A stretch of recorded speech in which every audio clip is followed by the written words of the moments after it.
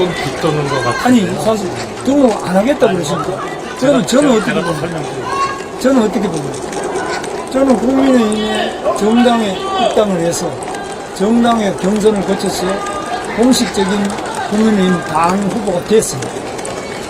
그런데 정당에 입당도 안 한 분, 또 그 다음에 앞으로 등록도 안 한다고 아주 어제 기자회견에서 명시적으로 밝혔어요.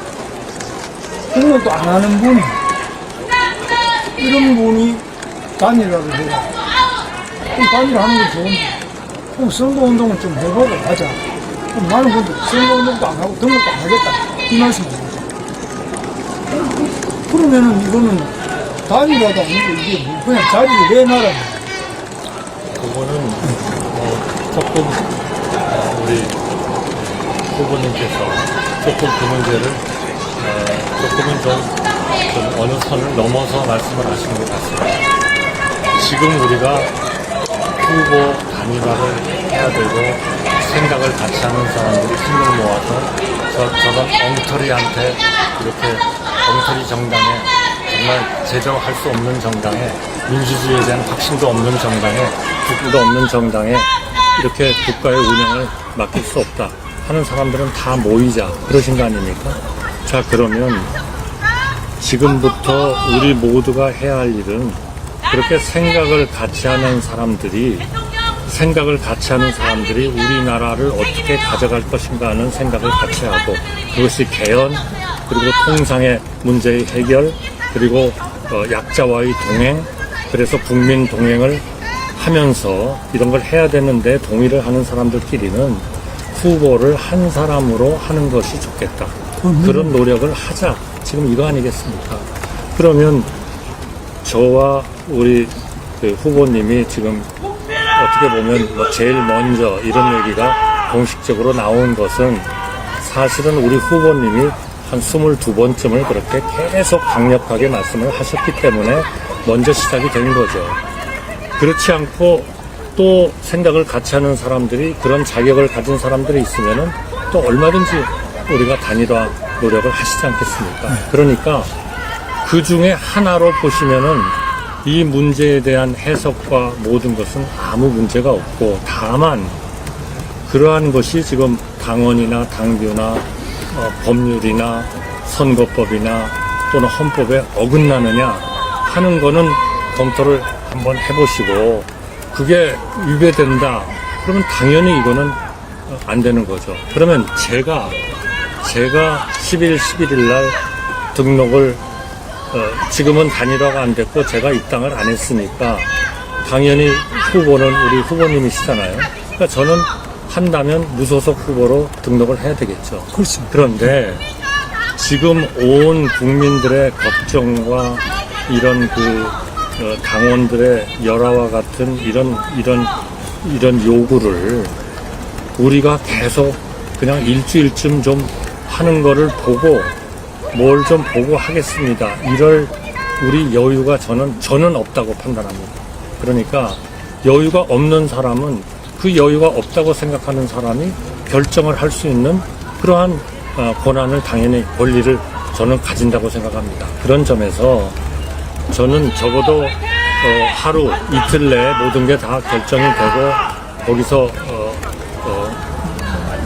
우리 후보님께서 승리하셔서 그대로 이걸 하시는 거니까 어차피 그대로 가시면 가시는 거고, 제가 하게 되면 저는 즉각 입당을 할 거고, 만약 10일, 11일까지도 그런 거를 못했다 그러면 저는 국민에 대한 도리로서는 제가 다시 우리 후보님께서 당연히 국민의힘의 후보로서 제대로 활동을 하시는 건데, 제가 무소속 후보로서 거기에 등록을 해가지고 혹시나 우리의 그 큰 목적, 정말 잘못된 사고를 하는, 잘못된 정책을 하는, 잘못된 국가와 국민에 대한 봉사의 인식을 가지고 있는 그분들한테 유리하게 하는 그런 일은 저는 못하겠다.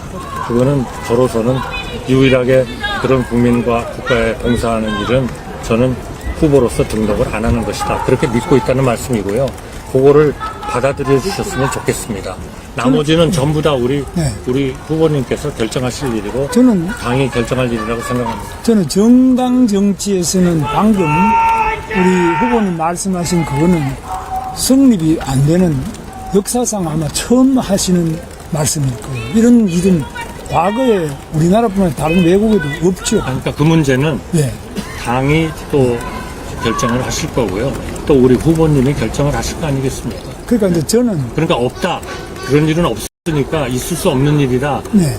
그러면 그것하고 이게 법에 위반이 되기 때문에 할 수가 없는 일이라는 건 다른 거 아니겠어요? 네, 그래서 그리고 제가 네.